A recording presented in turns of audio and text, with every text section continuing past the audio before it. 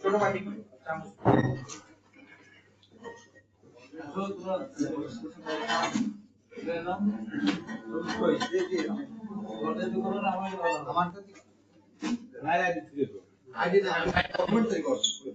Video করে video করে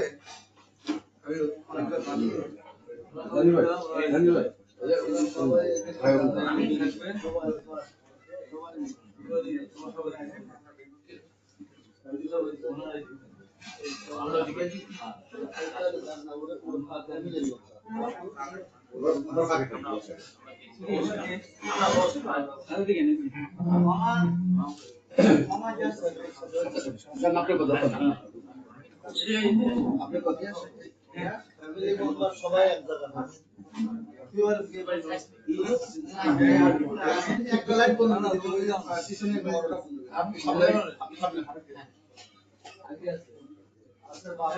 সবাই আছে বাড়ির লোক যারা আছে না একটা সুইচ করে একটা বন্ধ ওইদিক ওই আলোটা ওই একটা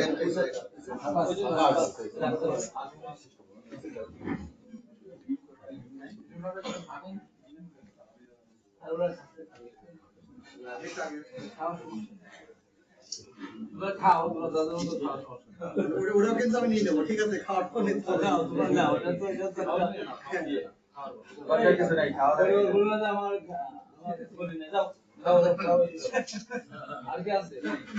হাতে নিয়ে খেলে সুবিধা হয়, হাতের মতো নিয়ে খাও।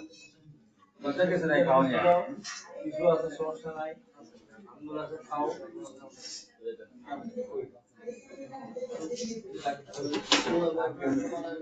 আমি কই আমি মিশিং খাওয়া তো কিছু মনে রাখেন কি হয় তো স্যার ভাই কিছু পড়ে গেল প্লিজ, আপনি সমস্যা নেই আর তুমি পাশে দিয়ে আমি কই এবার ঠিক আছে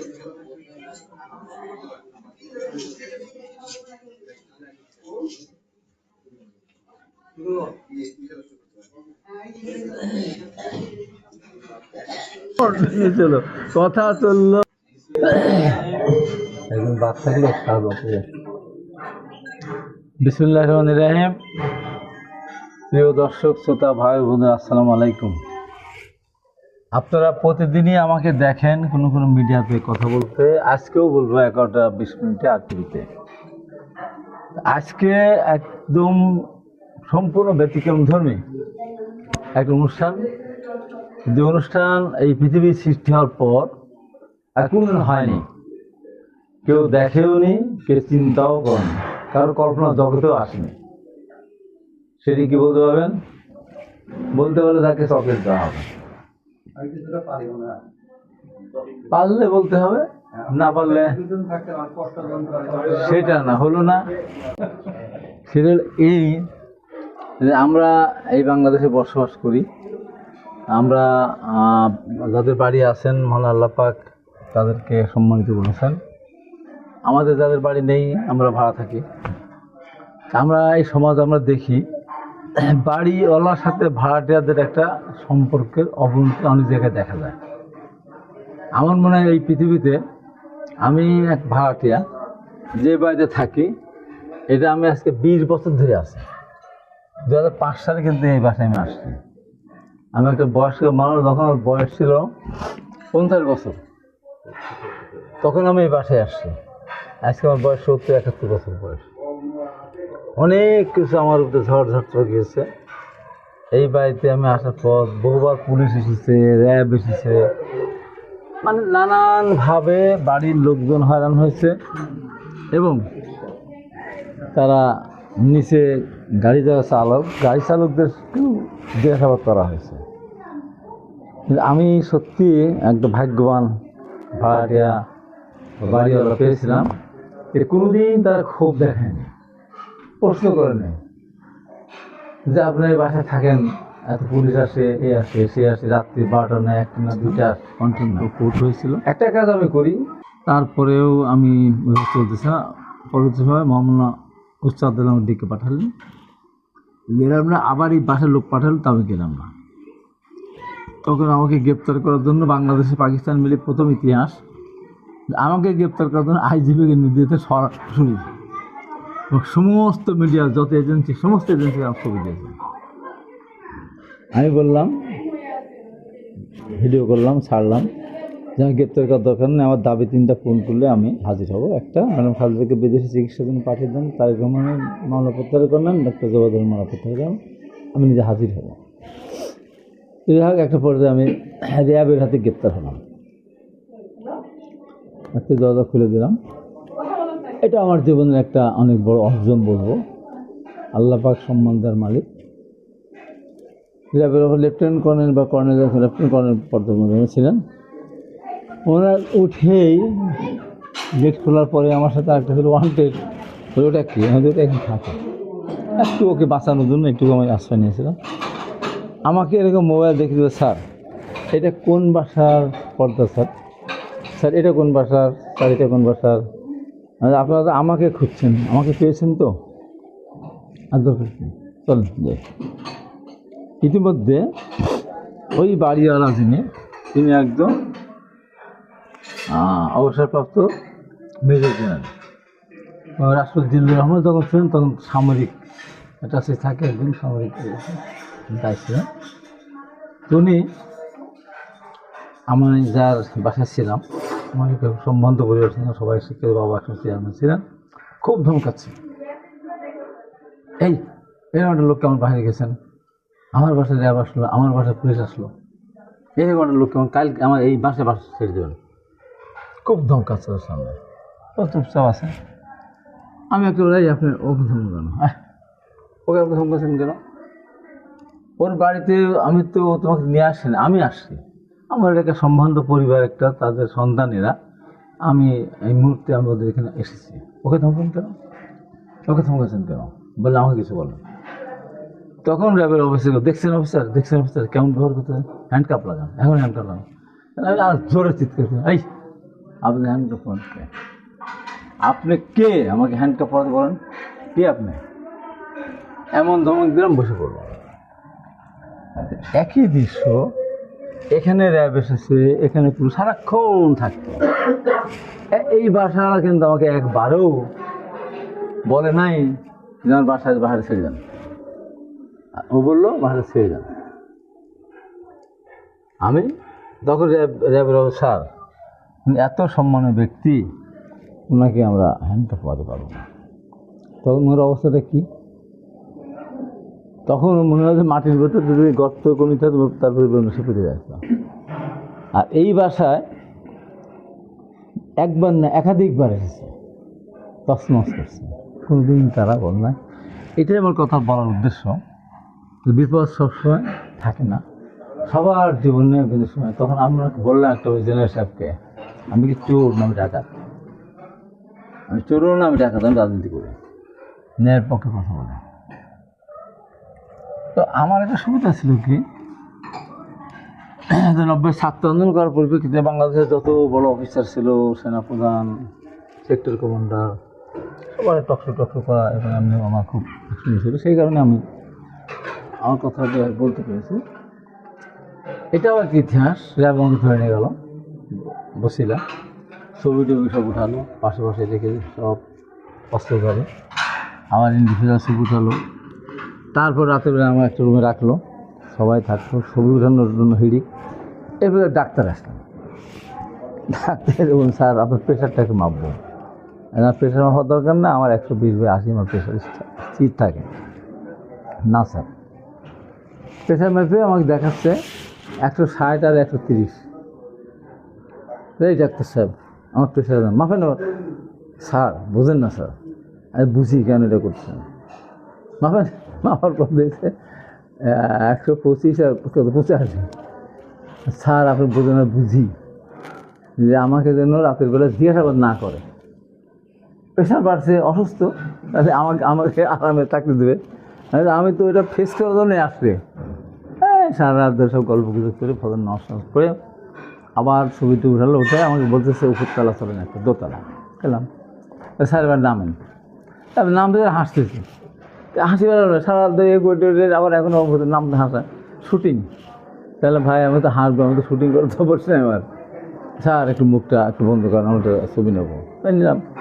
পরে গেলাম, যাওয়ার পরে অবস্থা সব আসলেন। স্যার আমি কোনো ধরনের আপনার সাথে অসম্পূর্ণ ব্যবহার করছি, অসন্তুষ্ট আপনি কোনো না, কোনো কারণে। পরে তারা আমার শেরেবাংনগর থানা দিয়ে গেল। এটাও আমার জীবনে একটা ব্যাপার। এখানে তারা দিয়ে আমার ফোন দিয়ে আমার বাসায় ফোন করে আমার বাসাতে খাবার নিয়ে যেতে বলছে, নাস্তা। আসার সময় ফোনটা দিয়ে আসলো, যা কোনো দেয় না, ওকে অ্যারেস্ট করলে ফোনটা দেয় না, রেখে দেয়। যখন তো দাম বেরো তখন তাকে দেয়, অনেকে দেয়ও না। তারপরে তো কোর্টে নিয়ে গেল, হ্যান্ডকাপ পরানো, জীবনে হ্যান্ডকাপ পরি না, সেটা নিয়ে অনেক ঘটনা। আমি মুক্তিযুদ্ধে গেছি হ্যান্ডকাপ পরার জন্য। যাক, অনেক কাহিনী ছোটো করি বলে। পরে আমাকে ওটি হাজির করলো। সবাই আপনারা জানেন আমার সব ব্যস্তার সব ছিল, সারা আমাদের দস্ততা ছিল। আমার ভিডিও ফুটেজ দেখানো হলো সময় টেলিভিশনের এবং প্রেস টেলিভিশনের বক্তব্য দেখানোর পর এই বক্তব্যটা যে বলেছিলাম আত্মরক্ষণ দৃষ্টি করে, এখন মা বেঁচে থাকলে জিজ্ঞাসা করেন, মা আম্মা 73 বছর ভদ্র মহিলাকে আমি সশ্রম কারাদণ্ড দিয়েছি, 10 লাখ টাকা জরিমানা করেছি, রায়টার সম্বন্ধে অভিমত করি। আপনার মা নিশ্চয়ই বলবেন, আখতারুজ্জামান তোমার মতো সন্তানকে পেটে ধারণ করে গর্ব অনুভব করতাম। আজকে তুমি যে কাজটা করেছো তো কুলাঙ্গারের মতো কাজ করেছো, তোমার মতো কুলাঙ্গার সন্তানকে পেটে ধারণ করে খুব অন্যায় করেছে। আর পেশার সামনে ম্যাডামের অবস্থা খুবই খারাপ, যাই যা অবস্থা এবারকার হসপিটালে। মানে বললাম যে ভেতরে আখতারুজ্জামান পৃথিবীর কোনো আদালত 1 সেকেন্ডের জন্য ম্যাডাম খালেদা জিয়াকে শাস্তি দিতে পারতেন না, কোনো কন্টেন্ট নাই, শাস্তি দেওয়ার মধ্যে কিছু নেই। আজকে উনি মৃত্যুপথে যাচ্ছেন। তাই অন্যায় শাস্তি দেওয়ার কারণে যতদিন আওয়ামী লীগ ক্ষমতা থাকবে ততদিন বেঁচে থাকবে না। যেদিন আওয়ামী লীগ ক্ষমতা থাকবে সেদিন মরতে হবে। আগে যদি মরে গিয়ে থাকেন তারপরে আপনার হার্ট জন্য টেস্ট করার কত খারাপ মানুষ সন্তান ছিলেন, কত খারাপ মানুষ ছিলেন, এই কথাগুলি সব দেখালাম আমাকে ভিডিও দেখার পর আমাকে বললো যে এবার আপনি শপথ বাক্য উচ্চারণ করে বলেন যে কথা আপনি বলেছেন কিনা। আমি বললাম, মহামান্য আদালত, শপথ বাক্য উচ্চারণ করে বলছি সব কথাগুলো আমি বলেছি, আবার উচ্চারণ করছি এই ধরনের শাস্তি ম্যাডাম খালেদা জিয়া, তারেক রহমান এবং ডাক্তার জিয়াউর রহমানের বিরুদ্ধে দিলে আমি প্রতিরোধ করতেই থাকবো 100 হতে পারি পড়াশোনা। তবে আপনাকে বলতে হবে আমাকে প্রথম শাস্তি দিতে গত সরকার আমাকে কেন শাস্তি দেওয়া হলো, 4 বছর শাস্তি দেওয়া হলো, নির্বাচন অবধি ঘোষণা করা হলো, 2 বছর 4 বছর জরিমানা করা হলো, আমার 15 কেন বলতে হবে আপনাকে। কারণ গাড়ি পড়ে নাই, গাড়ির স্টেশন নাম্বার নাই, এই নাই, কোনো কিছু নেই। যাক, পরবর্তী সময় তারা এরাও জীবনের একটা ঘটনা। পাশে যে বসলাম, নামতে নাম লিফটে বলেছেন যে অনেক দেখেছি এরকম কাউকে দেখেন, খবর লোক পাঠালি বেরতে দিয়ে, স্যার খুবই অনুতপ্ত আপনার সাজা দিয়ে, আপনার ভক্ত উনি, কিন্তু শিকার যেহেতু করেছেন সাজা না দিতে পারেনি। পরে নাস্তা পাঠালেন, আর সিনারা যখন অনেকগুলি জায়গাতে খাওয়ালেন, উনি আমাকে এতটুকু যত সম্ভব না, উনি আমাকে বিরিয়ানি, রোস্ট, টিকিয়া এসব দিয়ে খেতে বললেন, আমি খেয়েছি, খাবো না। তারপর ওখানকে বললে পাঠাতে জেলখানা চলে গেলাম, খুব অঞ্চল দিয়ে জেল টেল খেতে পরিবর্তন হলো, আরও মামলার সাজা ছিল, বেরিয়ে আসছে। এসে তো বাসায় আসলাম, আসার মতো সব কাহিনী শুনলাম যে আমি বললাম তোমাদের এখন বের করে দেয়নি এখনো, কিচ্ছু বল না। এই আন্তরিকতা জন্যই আজকে আমি এই কথাগুলো এখন বললাম, যেমন আল্লাহ পাক এরকম যেন সবাইকে, তারাও ছোটোবেলাকে বাবাকে হারিয়েছে, আমার তো মনে হয় খুব কষ্ট লাগে, খুবই কষ্ট, অন্যায়ভাবে তার বাবাকে সন্ত্রাসীরা। তারপরেও কয়েকটা 4 ভাই না 3 ভাই, 3 ভাই 2 বোন, এখন আল্লাহর মধ্যে বড় হয়েছে, ভালো আছেন। তো বাবা হারানোর ব্যথা তো আর কেউ দিতে পারবে না। এই করে শেষ করে আমি দোয়া করি যে সামনে নির্বাচন আল্লাহ রহম বাকের ইচ্ছায় হয়তো একটা ব্যাপক ভরে যেতে পারবো, ষড়যন্ত্র যদি মহা ষড়যন্ত্র না হয়, মহা ষড়যন্ত্র হলেও হয়তো আল্লাহর রহমতে যেতে পারবো। সেজন্য আমি এরপরে আসা আমার হতেও পারে নাও পারে, মানে এই সময়ের মধ্যে আসার পরে আমার ইচ্ছা হয় আমি এই বাসায় থাকবো। ডাক্তার বলছে আপনার হার্টের 40% কার্যক্ষমতা কমে গেছে, এখন 44% আছে, থাকার কথা 66% মিনিমাম। আমার 6 তলা উঠে, আমি 6 তলা উঠেই নামি, আমার অসুস্থ বউ তাকে নিয়ে কেন যায় না। আমার ওয়াইফ 2বার স্ট্রোক করেছে, সেও যেতে চায় না, এখানেই ঘুরে ফিরে ওঠে, সে নিয়ে বেয়ে উঠি। এবার আমার 2-3বার কিন্তু আমার ভিডিও হয়েছে, সেটা ভাইরাল হয়েছে। ভিডিও টান আমার মনেই হয় না। মানুষ মেয়েরা শ্বশুরবাড়ি যাওয়ার সুখের শ্বশুরবাড়ি যাওয়ার কাঁদে, কিন্তু আমার কাছেও মনে হচ্ছে যে আমার এই বাড়িতে আমি সে যদি কোনো সময় যায়, আমি মনে কাঁদতে কাঁদতে আমাকে যাওয়া লাগবে। আর থাকতে এখানে থাকতে ইচ্ছা হয়, এত খোলামেলা, এত সুন্দর ব্যাপার, নিজের পরিবারের মতো থাকি। এবং একেবারে মানে নিজের বাড়ি থাকলে এত নিরাপত্তা বোধ করি না। এই যাই, তালা নাই, চাবি নেই, কিছু দেওয়া লাগে না, কোনো কিছু তোলা লাগে না, সবসময় একেবারে নির্ভয় নিশ্চিন্তে আমরা চলে যাই। এটা আসলে পাওয়া খুবই মুশকিল। তো সবাইকে ধন্যবাদ। যারা খাওয়া পরে বলুন না যে কথা শুনতে গিয়ে খাওয়া বন্ধ হয়েছে।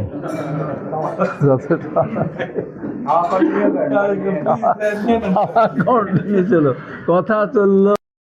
আমি দোয়া করি যে সামনে নির্বাচন আল্লাহ রহমাকের ইচ্ছায় হয়তো একটা ব্যাপক ভরে যেতে পারবো, ষড়যন্ত্র যদি মহা ষড়যন্ত্র না হয়, মহা ষড়যন্ত্র হলেও হয়তো আল্লাহ রহমতে যেতে পারবো। সেজন্য আমি এরপরে আসা আমার হতেও পারে নাও পারে, মানে এই সময়ের মধ্যে আসার পরে আমার ইচ্ছা হয় আমি এই বাসায় থাকবো। ডাক্তার বলছে আপনার হার্টের 40% কার্যক্ষমতা কমে গেছে, এখন 44% আছে, থাকার কথা 66% মিনিমাম। আমার 6 তলা উঠে, আমি 6 তলা উঠেই নামি, আমার অসুস্থ বউ তাকে নিয়ে কেন যায় না। আমার ওয়াইফ 2বার স্ট্রোক করেছে, সেও যেতে চায় না, এখানেই ঘুরে ফিরে ওঠে, সে নিয়ে বেয়ে উঠি। এবার আমার 2-3বার কিন্তু আমার ভিডিও হয়েছে, সেটা ভাইরাল হয়েছে। ভিডিও টান আমার মনেই হয় না। মানুষ মেয়েরা শ্বশুরবাড়ি যাওয়ার সুখের শ্বশুরবাড়ি যাওয়ার কাঁদে, কিন্তু আমার কাছেও মনে হচ্ছে যে আমার এই বাড়িতে আমি সে যদি কোনো সময় যায়, আমি মনে কাঁদতে কাঁদতে আমাকে যাওয়া লাগবে। আর থাকতে এখানে থাকতে ইচ্ছা হয়, এত খোলামেলা, এত সুন্দর ব্যাপার, নিজের পরিবারের মতো থাকি। এবং একেবারে মানে নিজের বাড়ি থাকলে এত নিরাপত্তা বোধ করি না। এই যাই, তালা নাই, চাবি নেই, কিছু দেওয়া লাগে না, কোনো কিছু তোলা লাগে না, সবসময় একেবারে নির্ভয় নিশ্চিন্তে আমরা চলে যাই। এটা আসলে পাওয়া খুবই মুশকিল। তো সবাইকে ধন্যবাদ। যারা খাওয়া পরে বলুন না যে কথা শুনতে গিয়ে খাওয়া বন্ধ হয়েছে।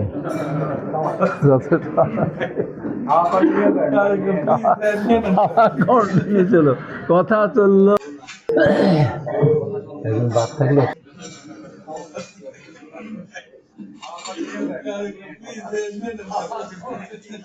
কথা চললো, খাওয়া ঠিক আছে, ঠিক আছে, সবাই আল্লাহ হাফেজ। Thank you. একটু খাই 5 মিনিট।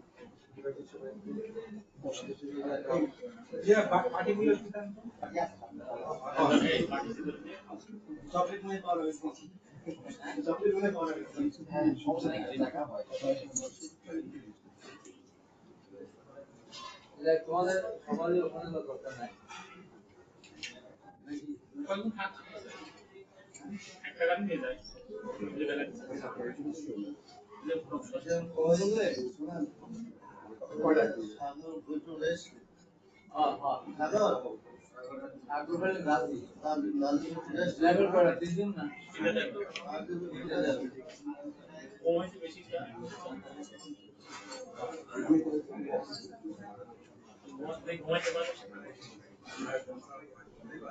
গাড়ি লাগে ঠিক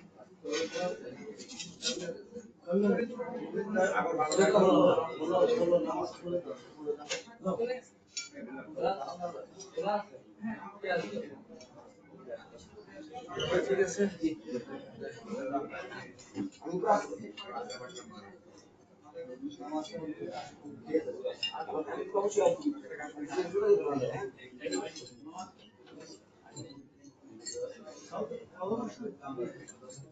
নিয়ে